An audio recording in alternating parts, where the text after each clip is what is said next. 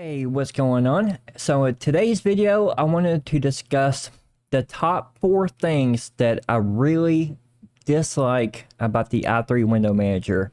Yesterday, we made a video talking about the top 5 things.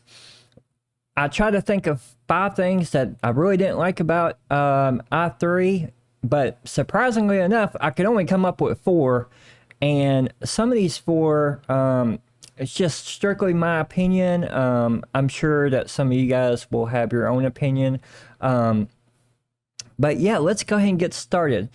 So the number 1 thing I think that I really dislike about i3 is scratch pads.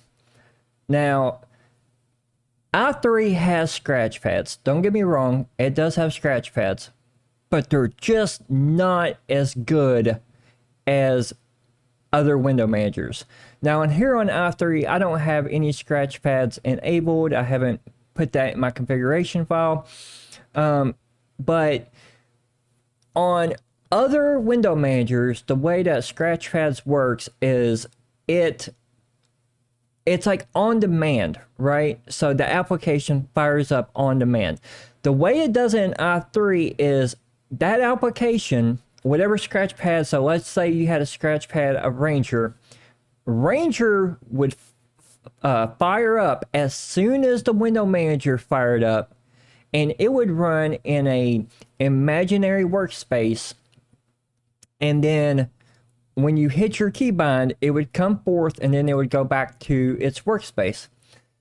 The problem with i3 window managers scratch pads though is that if you accidentally close that Ranger scratch pad, you have to restart i3 before you can get it back again. And in other window managers, such as Qtile, for instance, if you accidentally, if you accidentally killed your Ranger scratch pad, for instance, whenever you hit that keybind again, it would just fire up another instance of that scratch pad. I hope that makes sense. I can't really show you guys because, like I said, I don't have it enabled here. But yeah, scratch pads on i3 are just a little weird. The next thing that I want to talk about, and actually this should have been my first because I do use this feature, keychords. i3 window manager does not support keychords. It doesn't do it. Why? I don't know. The only way that you can use keychords here in i3 is you have to use SXHKD. If you don't know what that is, it's a keyboard daemon. Pretty much allows you to set keybinds in your window manager. You have to use a third-party program in i3 if you want keychord support. I use keychords. In fact, I'll show you guys my keychord. Now, I don't have a lot of them enabled right now, but I do have a couple. So, for instance, if I do Control E, and if I do E, that pulls up my Emacs, right? That's a keychord. So it's Control key, another key, right? So if I do Control E, D, that pulls up DRED, right? If I do Control B, F, that pulls up Firefox. If I do Control B, Q, that pulls up Qt browser. I hope you guys get an idea of what keychords is. I use this feature. I really, really like keychords, and I simply can't use. I have to use SXHKD in order to use these keychords, and I wish that the developers would bake keychords into the actual window manager itself. The next thing is i3 status. i3 status is garbage.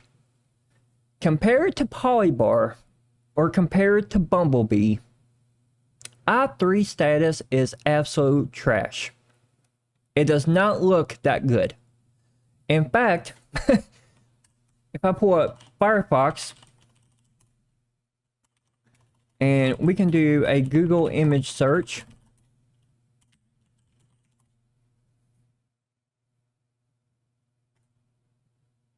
And you can kind of see at the top here, that's i3 status, right? Not pretty. It's not pretty at all. Let's find another one here. I'm trying to find something that looks, you know, okay. What's just i3 bar? Well, this one doesn't look too awfully bad. It's just a status bar. But let's look at polybar.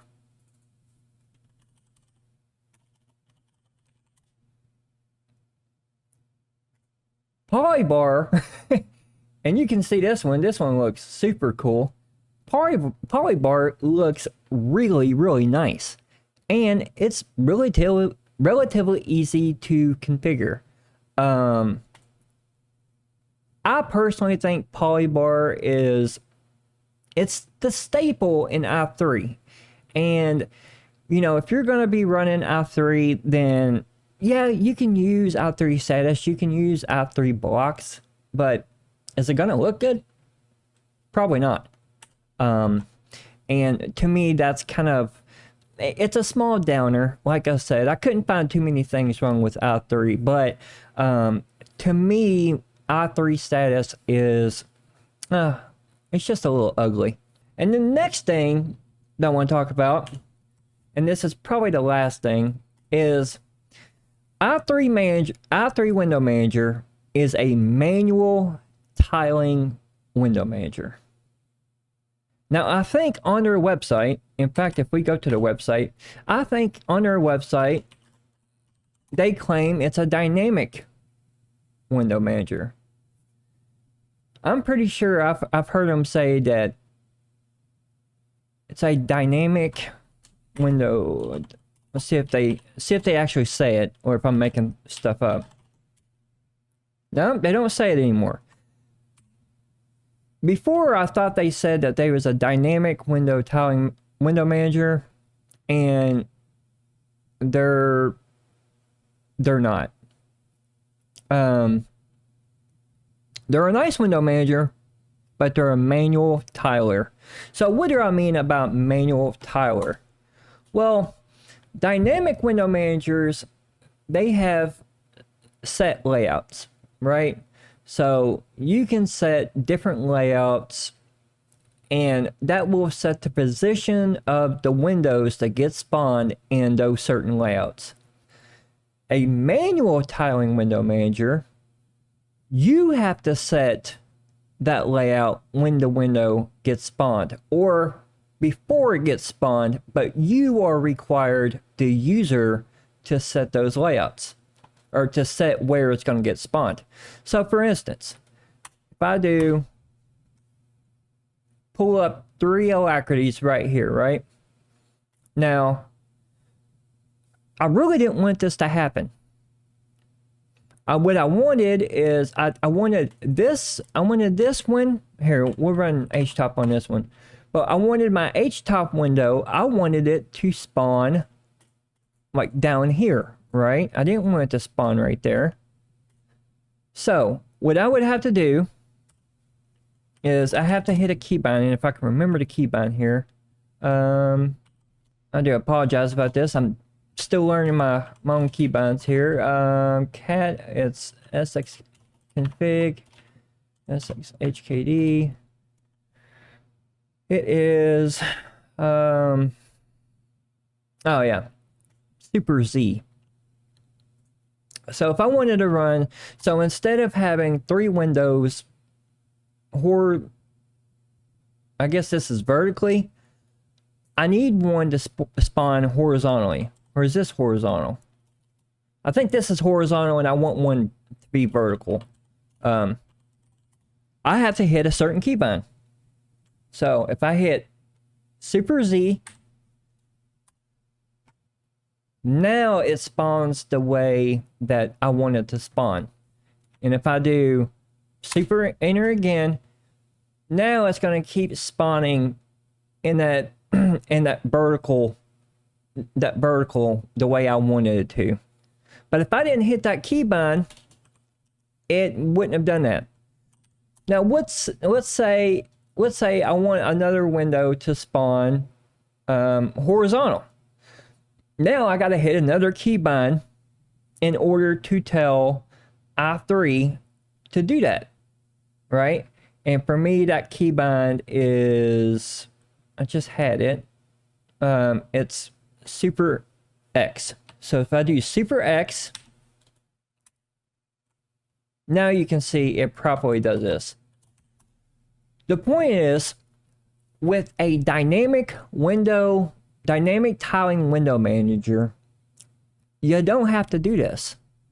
Okay? You just define a layout and the windows will properly follow those guidelines in that layout.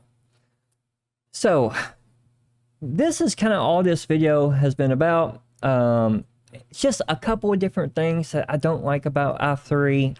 Now this isn't, I didn't mean to really be Debbie Downer here or anything, but this is my opinion, like I said, and I could only come up with 4 of them, which isn't bad considering that, you know, this is a pretty big project. So let me know in the comments down below if you agree with some of the things that I said about i3. And until next time, I want you guys to take care, be safe, and peace. Bye, guys.